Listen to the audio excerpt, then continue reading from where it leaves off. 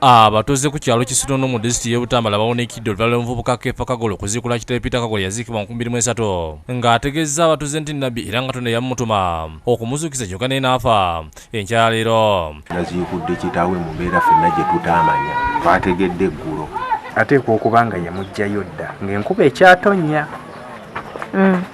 kubanga tugenze okukebera we baasima nga wagonda nenga si musezi tayina kitambo tayina biki tumumanyi wano mukaaga no tewali musezi naye enjaga abadde agamba nti ye Nabbi taata wajja kuzuukira era nga amuwadde omwezi gumu okubanga atambula ku kyalo kuno.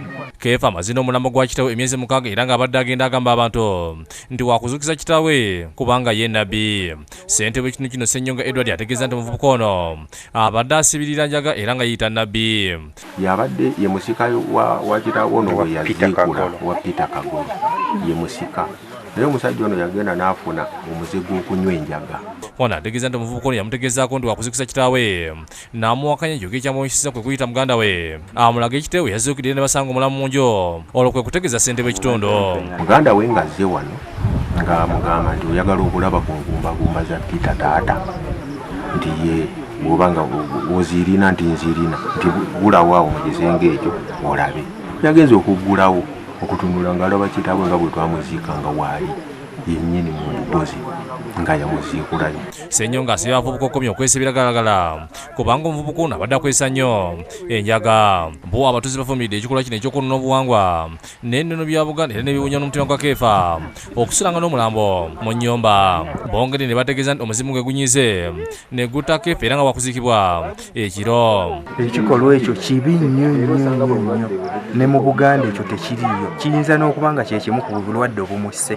Naye kirungi kyabaddeko afudde yajjayo omufu gamuziika leero ate naye yennyini bamuziika leero bwe budde tuge omuteekayo lumu ne kitaawe naye tusookayo na omupya akyalimu emmere eyo mukadde yasembayo taata sookayo naakyalimu emmere wa saa 12 ate bagamba bamuziika kiro. Bino tubadde tubiraba mu mpapula z'amawulire ne ku mabaluwa ng'ago oba n'omukonja n'akaniha byasoma naye twewuunyiza nnyo okulaba nga ddala entaana yasimibwa.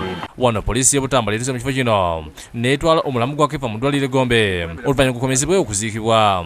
Omuduumizi wa poliisi y'e Butambala Musa Kayongo asiimye abatuuze okubira abakakama era n'abasaba obutakola ffujjo mu kuziika abagenzi n'abasaba okubakwasa Katonda yekka. Sikiwankire bwe yakikoze nga mulamu yakikoze nga ki tumureceive nga bwe tumuleese muziike entuufu tusigale tuziikera. Agnes Najuma yakusakidde eggulu eno ku lwa Bukedde TV.